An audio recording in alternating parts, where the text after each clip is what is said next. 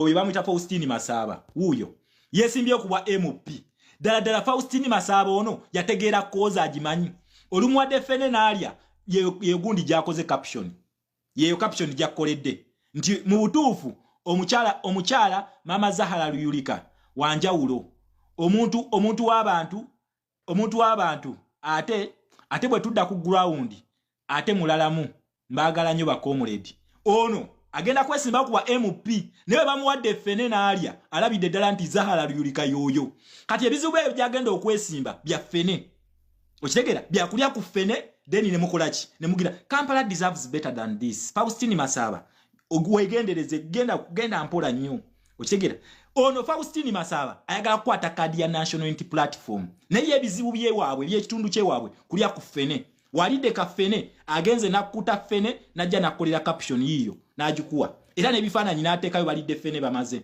eno politics gwe mubaddengamu ti omuntu agenda kujja abaliise fene oba baliise kyemwagala mumuwe kadi kyovola boli oyo wali eri waggulu yabawadde walaji nze nabagamba ku Kampala nja kufiirawo. Kampala deserves better and I am a born of Kampala sobola muli amulukwe ate nze ekintu kyensinga okutunuulya abantu bano bonna batembeeta omukazi ono si banna Kampala si ba mu Kampala ono Faustini Masaba weli eri waggulu simanyi butiru gyagala n'okwesimba n'ekizibu kyewaabwe kyakulya fene kati yewe waze mu Kampala Zahara Luyulika n'amuwa ku fene kakati naye akulaga nti ekizibu n'ekyekampala kiwedde mbwe ebizibu bifaanagana bannange ebizibu bya Kampala temubimanyi fe ebizibu byaffe si kulya fene ekyo nkibabuulya si kulya fene oyo Faustini Masaba waliwo kapeeji akalaba kayita kalujjuliro weekali batoke yakatuulako okitegera yakatuulako ebyo biba promotinga kikyembagamba mwegendereze nnyo abantu abamu be mujjako information kuno kubanga mulina abasomesa kuno nga bannassa they are not qualified to talk anything about the revolution otherwise balina okubeera ku kozi ndala nnyo yakuyomba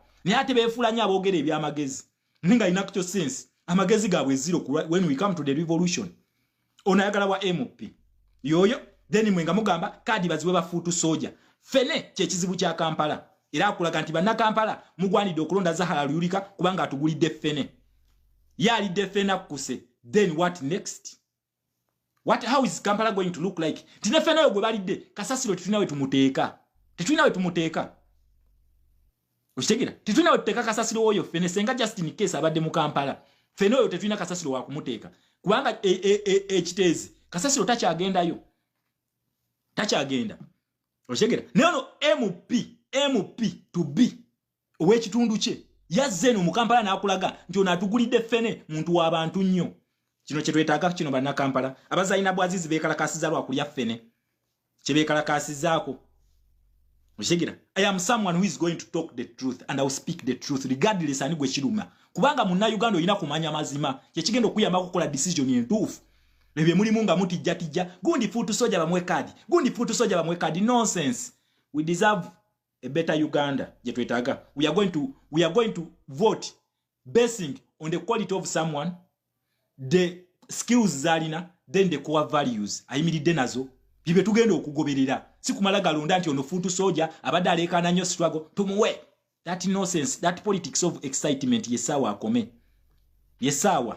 And I Shama will stand up to anyone nkugambe nti gundi byogera bya kisiru nze ekyo nzagenda okikola kwanze sina kyeneeguya nabagamba najja kuno ku revolution.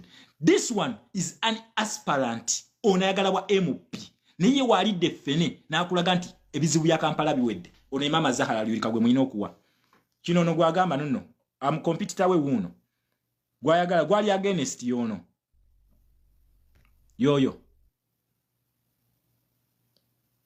awo nga sinagendawo katugende wano omanyi banna Uganda mulina okuyiga omukyalo oyo mulaba ekifaananyi ekyabadde luzira mbalamusizza erinnya Charles Mpanga Map Media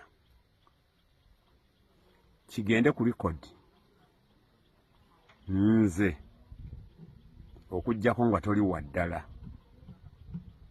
naye omuntu ng'oli waddala nsigala ndi naawe nze muntu atakkiriza kukozesebwa naddala nga byonkozesaamu sibikkiririzaamu nga sibituufu yensonga lwaki nkyalemedde ku President Robert Kyagulanyi Ssentamu oyo ye President kubanga ali kuki ku byaddala ne ku nsonga eno nze nga Mpanga Charles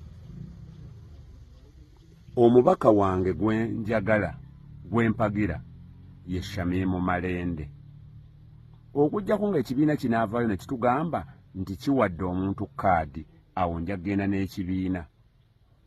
Naye essaawa zino nga nzikirizibwa okubeera ku sayidi ewagira antiiru nga bagabye kaadi, essaawa zino ndi wa Shamimu Malende. Nina ensonga zange. Shamimu Malende tanzijjangako mu kkomera. Naye Shamimu Malende alina baakozedde ku nsonga z'ekkomera nga mbamanyi, ng'akozesa ssente ze, ng'akozesa omulimu gwe, ng'akozesa profession ye. N'olw'ensonga eyo nze nga maapu Kabwejumbira sikyuka, temukuba busimu mubuve nako. Mukimanyi abali bankubidde ku masimu, sirya bigambo byange, sirya nguzi. However much obwavu bwembeerako, sirya nguzi, tonzikirizisa kifu.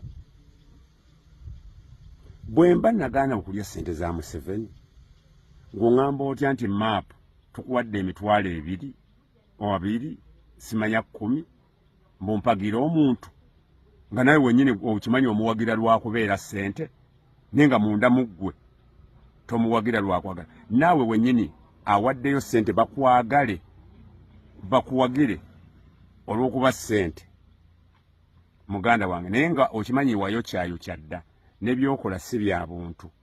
Nze wange tojja, nze wange tojja. Nze maapu ndi wa Shamimu Malende, sijja kuva ku Shamimu Malende. Eddoboozi lyange lino temusobola kuddamu dikozesa mabega oluvannyuma mbwate maapu ndi wa gundi. Nze ndi wa Malende okuva lwe natandika mpaka lwe ngenda okukomekkereza. Nze omu ku baleeta Shamimu Malende, nze omu abamwagazisa ekifo ekyo ekyokubeera MP. Ndi wa Shamimu Malende, sijja kuva ku Shamimu Malende mpaka ng'ekibiina kiganye omuwa kaadi ne kigiwa omulala, awo nja kukyuka n'ekibiina. Ndi waaki? Ndi wa mubaka omukyalo wa Kampala Shamimu Malende. Ndi wa looya asobola okuteekamu ssente ne yeevuga najja nampolereza, kubanga nze ndi muzi wa misango. Okuwagira Kyagulanyi Ssentamu oba muzi wa misango. Kati ndeke looya ŋŋendewo, nva gye bajjula ŋŋende gye basaaniika. Ndi wa Shamimu Malende.